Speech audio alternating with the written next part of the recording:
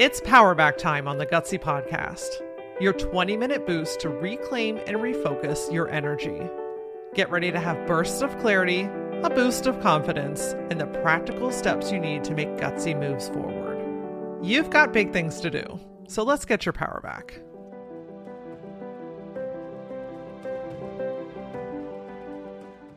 So many high-achieving women often appear to have it all together, to be on top of it all. But internally, many are chronically disconnected from themselves. Why? Because they've been trained to prioritize performance, people-pleasing, perfectionism, and all of it over top of their own truth, and all of it at the expense of themselves.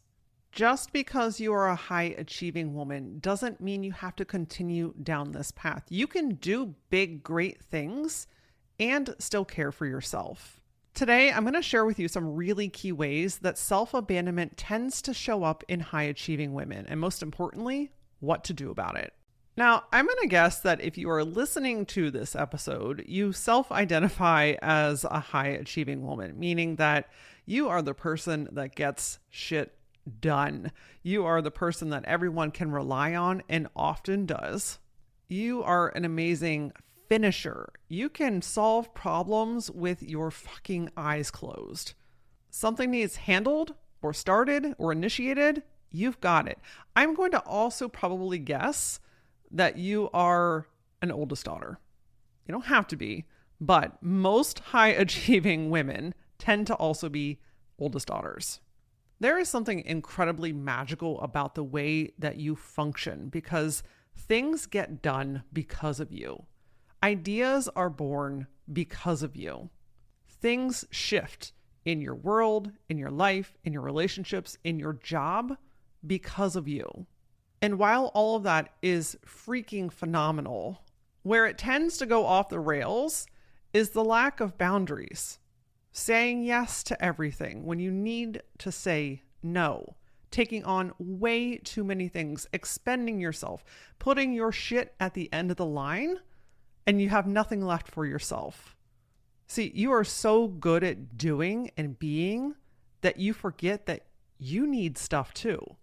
Or maybe you have been taught that that's not okay, that you have to put everyone in the front of the line, that you have to take care of everything else first.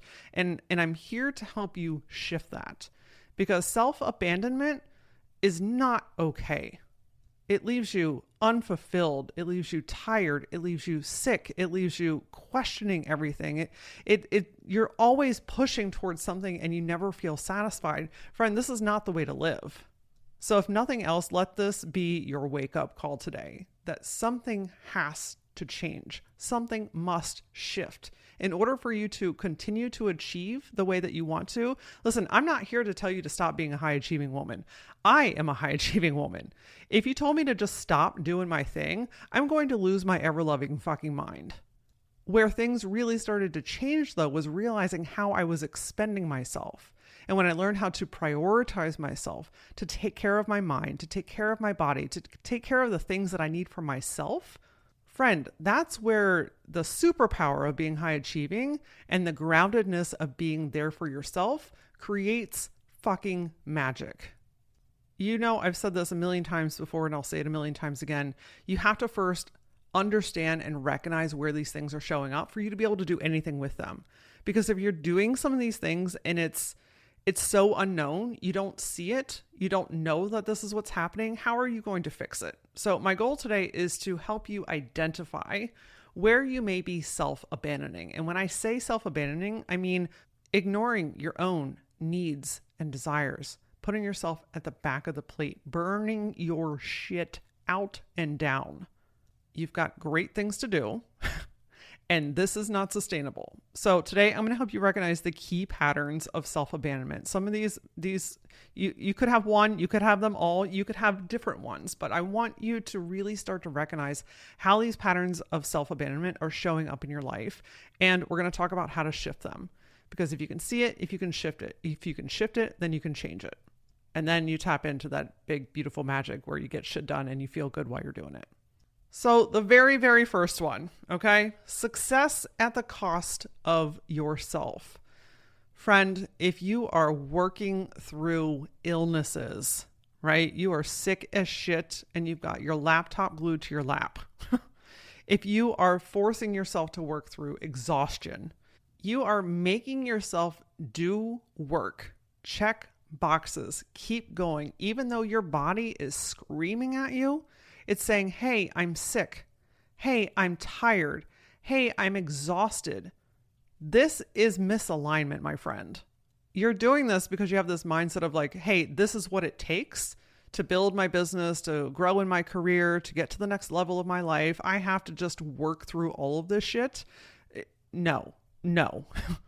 If you are skipping meals, you are not prioritizing or getting enough sleep, or you're just completely ignoring stillness, like actually sitting still, being still, relaxing. You're always checking boxes. Friend, this is a key pattern of self-abandonment as a high-achieving woman. Now, don't get me wrong. There are definitely high tide seasons where you got to be all in, right? You are maybe in a little bit of a hustle mode. You've got more work to do, but you cannot continue to do those things at the expense of your body, especially if you're sick, especially if you are drained. You know the difference between when you are hyped up, you're healthy, you're focused, and you're on, right? Like I can get into a mode. I can get some serious shit done when I'm in that place. But when my body is tired and sick and I haven't had enough sleep and I haven't eaten, or when is the last time you drank? Like not liquor, not beer. When is the last time you drank something with nourishment in it? Water, coconut water, something with electrolytes in it. Skipping all of these things is not going to help you achieve your goals. And so one of the ways that you can very simplistically regain this is to put yourself at the front of the line, is to prioritize drinking, is to walk away from your computer to go get something to eat. Put your phone down. Go to bed at a decent hour, or at least something that's similar every single night. Give yourself the chance to disconnect, to be still. I'm not saying you have to do all of these things at one time, but I'm telling you that if you keep doing this pattern, you will eventually burn out. And that takes 10,000 times longer to come back from than where you're feeling right now. You do not have to expend yourself to get the level of success that you want. In fact, the biggest shift, one of the most profound shifts, in fact, that you will ever make is recognizing that taking care of yourself will give you even better success, more fulfilling success, and sustainable success. The second one, chronic people pleasing. Man, I can see this shit a mile away. You say yes to things that you resent, that you don't want to do, that you don't have time to do, you don't have the energy for. You've got a list a mile long of your own, and then everyone's dumping their list on top, but you're saying yes. I mean, what you allow will continue. And if you keep saying yes, you keep taking on everyone else's shit, guess what they're going to keep doing? Dumping it on you. You consistently help others before you help yourself. You're always putting yourself at the back of the line, even when it feels like your own life is unraveling. Friend, this is an enormous shift that must happen for you to achieve the level of success and happiness and fulfillment that you want. Listen, I think somewhere along the line, there became this misconception that you either are a people pleaser or you're a fucking asshole because you don't help people at all. It's not black or white. It's not either or. You can take care of yourself and still take care of other people. I'm not saying never help anybody. I'm never saying take something off of somebody else's plate. I'm not saying never say yes again. I'm asking you to be very conscious about what you're saying yes to. Take a look at your physical, mental, and emotional inventory. Do you have space to say yes? Do you want to say yes? Do you have the capacity and the energy to say yes? And this comes back to when you take care of your own needs and desires, you can be so much better for the people in your world. It allows you to help them with a free mind. without this resentment behind it of like, I didn't really want to do this, but I'll have to do this and I'll have to fit it in. And guess what? This goes back to the first one. Now you're staying up too damn late because you've taken on too many things. Now you're not eating right because you've got too much stuff to do today. It all is connected. It snowballs together. All this takes, I know it's simple, but it's not easy. Okay, I want to recognize that. But it's possible to shift this. And unless you do something about it, again, what you allow will continue. So recognizing that I can't do all of this. Accepting that like, hey, I don't have to be all of this to have the approval and to be loved by people. In fact, the right people in your life will respect that you can't. You don't have the time, or maybe you just don't want to. Like, that's okay. I don't know if anybody's ever told you that before. It's okay to just not want to do something. It's okay to say no because it's a no. One of the best things that you can do for yourself is to protect your time, protect your energy. Stop taking on more than what your body and mind can hold right now. I know that you're a superhuman. Like, it's one of your cool traits. And you don't have to be a superhuman 24 hours a day. You can just pull out those superpowers when you really need it. This next one kind of goes hand in hand, so I'm going to just shift right into it, and that's living for the approval. Living for the approval and the acceptance, making those decisions based on what it's going to earn you. Is it going to earn you praise? Is it going to earn you acceptance or validation? See, we often get in this trap of like, hey, for people to want me, for people to love me, for people to accept me for not even who I am, but what I can do for them. It's a slippery slope. You know, I have gone down this path and honestly still fight it from time to time, especially if in childhood you had to do things to earn people's attention or love or acceptance. You learn to associate what you can do with people loving you. And what ends up happening is you self-abandon. You go against yourself and your needs and your wants and your desires just to be accepted by others. What we have to do here is recognize that when we don't want people to leave, when we don't want to upset other people, when we're taking these great lengths to not rock the boat, anytime that you do that, you are doing that to yourself. Oh man, somebody told me once, like, you know, working through abandonment has been one of my greatest, deepest life challenges and paths that I've been on. And I will never forget a therapist once told me that like, Laura, you're so afraid of other people abandoning you that you have been abandoning yourself all along. And I was like, motherfuck. That's really what's happening here. When we are going against ourselves, when we're doing things for validation or praise or approval, we're abandoning ourselves. And you need you more than anybody else. And the right people in your world, I have to express this again, the right people in your world will love and respect you regardless of what you do or you don't do.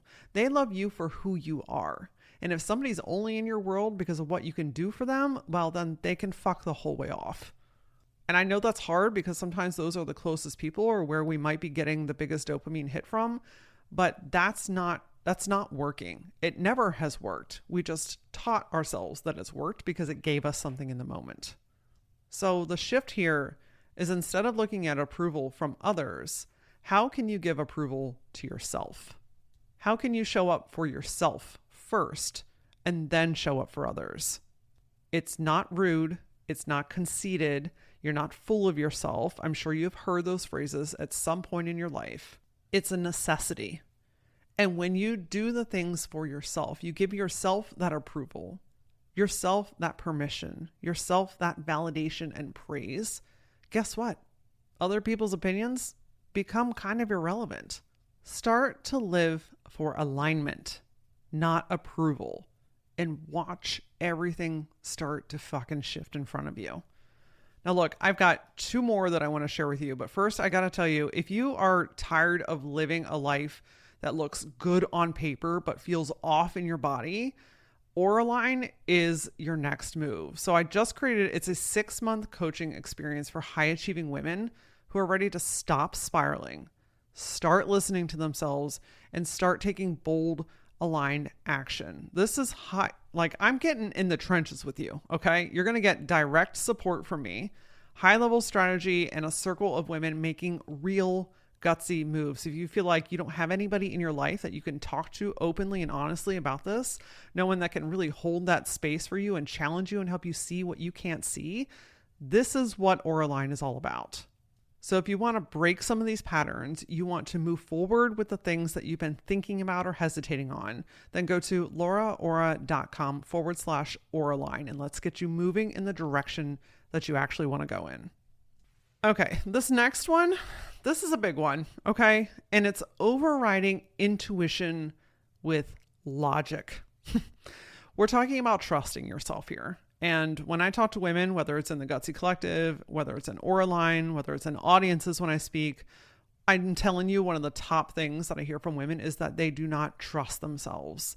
And when I say overriding intuition with logic, I'm saying you're getting a sense, you're getting a feeling, a tug, this kind of intuitive hit of something that is for you or not for you, but it doesn't make sense to feel this way.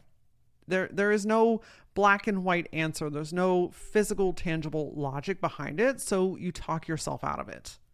It's like ignoring your gut instincts in the favor of what's rational or expected or strategic or, what technically should or should not happen next.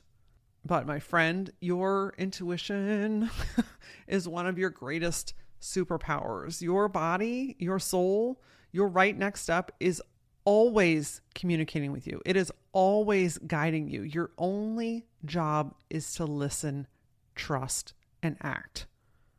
Now, look, your intuition can be felt in so many different ways. We are all different human beings and we all experience our own inner knowing very differently. I am a very traditional gut instinct kind of person. And I also have this hear feel thing. It doesn't make sense. I don't know how to explain it. It's just what I know for myself. And the cool thing about your intuition is that it's like a muscle. And the more that you use it, the stronger it gets, the easier it gets to understand. I've been flexing my intuition for decades now at this point. And listen, that bitch is sharp. She is clear. And if I do not listen to her, things are known. And when I do listen, that's when breakthroughs happen. That's when the right opportunity shows up. The right connection happens. I was doing some outreach for speaking the other day, and I had this intuitive hit to reach out to somebody very specific. And I reached out, and she responded with, "Wow, you must have known. This is a perfect time. I was just looking for somebody like you. Let's get on a call." Had I ignored that, this opportunity might not be happening. It's still in the works behind the scenes right now, but it's in the works. Do you see? It's happening. Something is moving forward because I trusted myself. There was no logic to that. There was no concrete, reach out, networking plan. It was just, hey, I have a feeling. Hey, I'm going to reach out. And it's often very simple. That's the other thing I want to kind of pair with this is sometimes we underestimate the simplicity of our actions, of our next steps, of the ideas that we have. We want to make it complicated because we know how to thrive in complication, don't we? I mean, you are a master at figuring shit out. And sometimes the most simplistic things feel unnatural or unsafe because it's unfamiliar.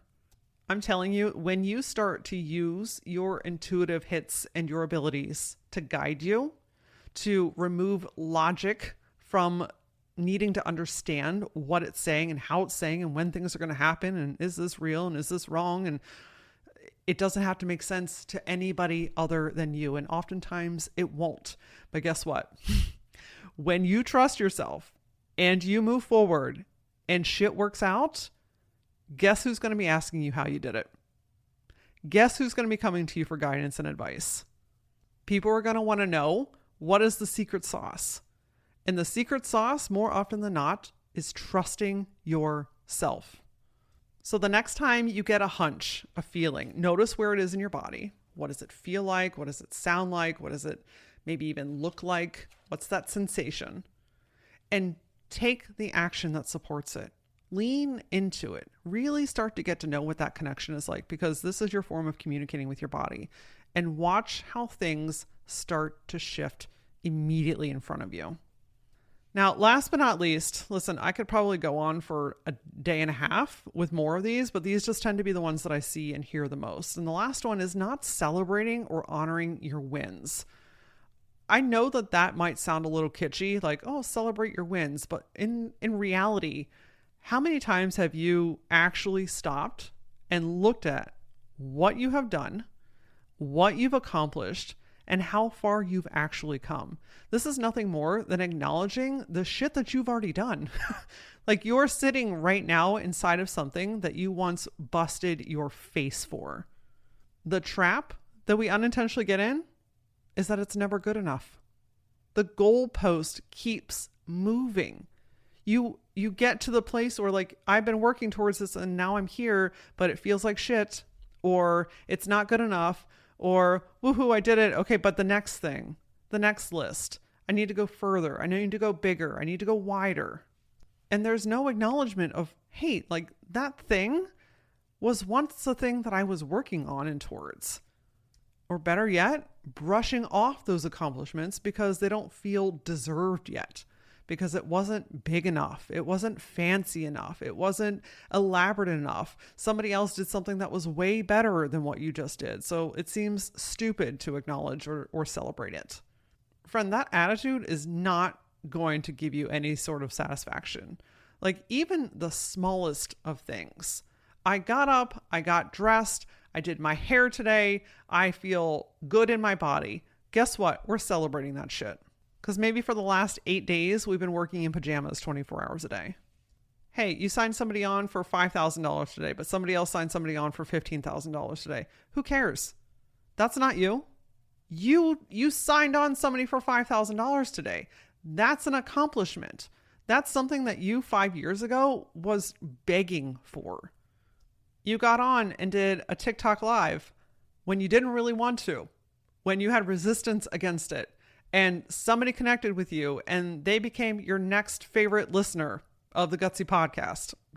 I'm literally plugging this right now because I'm doing this right now. Like, I hit live on TikTok. It terrifies the shit out of me to do this because I feel like I'm talking into the void, and what do I do with it? But you know what? I'm here, and my voice is one of my most powerful gifts that I was given. It's how I help transmute. It's how I help collapse timelines. It's how I help women specifically to do the thing that they've always been wanting to do. I'm going to celebrate this because it was uncomfortable and I leaned in and I did it anyway. Laura, 5, definitely 10 years ago, would be shitting her pants right now with joy, knowing that today Laura is a full-time keynote speaker, is a full-time podcaster and coach. Like, you get to do that full-time now? Holy shit. Like, there were moments in life where I longed for this, where I begged for it, where I cried for it, and I took the action to get it. I am certainly going to celebrate this today. This often requires slowing down long enough to even acknowledge what you are doing, what you've done, and how far you have come. Friend, you have put so much into the things that you're doing. And to keep passing it by, to keep stacking on the notes, to keep stacking up all these things that you're doing, and to make your to-do list so impossibly long that it never feels complete, you're passing by the moments that you wished for. And if you don't learn to stop and celebrate the smallest of things and the biggest of things and everything in between, nothing is ever going to feel satisfying. It's not going to feel fulfilling because it's never going to feel like enough. You're doing enough. You're doing so many incredible things. It's okay to acknowledge them, to celebrate them. In fact, it is an important part of your growth process to honor your wins, to honor yourself. Look, reclaiming your power, taking your power back, means reclaiming your connection to self. Acknowledging who you are and what you've done, celebrating your wins, putting your needs at the front of the line, making sure that you are taking care of your body, you are resting, you are refueling, you are trusting yourself. I could sing that from the rooftops. You are trusting yourself. Again, I'm not asking you to not be a high achieving woman. That's who you are in your DNA, and there is nothing wrong with that. Do you hear me? There is nothing wrong with being a high achieving woman. Where it goes off the rails is when there is no boundaries, when we don't take care of ourselves, when we put everything in front of ourselves, when we're doing it for all the wrong reasons. But when you start to make these shifts that I mentioned today, when you start to prioritize yourself, when you start to trust yourself, you're eating, you're sleeping, you're celebrating your wins, you're taking breaks, friend, that high achievingness is going to take you further than anything. And the best part is, it's going to be fulfilling. It's going to feel like it has meaning because it does. You're going to feel excited. You're going to have the energy to be able to enjoy the fruits of your labor because your ass is not going to be burnt out. You're going to be able to be present. You're going to be able to help more people. You're going to be able to expand this in ways that you can't even wrap your head around right now. And why? All because you started to prioritize yourself. We are not self-abandoning anymore after this, okay? We are strong, independent women that take care of their shit, that take care of themselves, that put themselves at the front of the line so we can be everything that we want to be for the people that we love and trust the most. Friend, if this conversation is hitting home and you are ready for real support, to stop second guessing yourself and to actually follow through with the things that you want to do, that is exactly what Auraline is here for. It's a 6-month coaching experience for high achieving women who are done, D-O-N-E, playing small and are ready to make bold, aligned moves with support, true support that is real, honest, and grounded. You can learn more and apply at LauraAura.com, or you can also scroll down in the show notes and click directly on the link. If you are friends with a fellow high-achieving woman, which I'm going to guess that you probably are, I would ask that you forward this episode to her. You can click on the 3 little dots in the top right-hand corner of your podcast player, hit copy link, and then just paste it right into the text message. Share this with her. I guarantee you that when you do this, no matter when it is, it's going to be the exact right time that she needed to hear something that's in this episode today. If we're not already friends on social media, let's fix that. You can find me on all the major platforms using @thatLauraAura. And as always, until I see you next time, stay gutsy.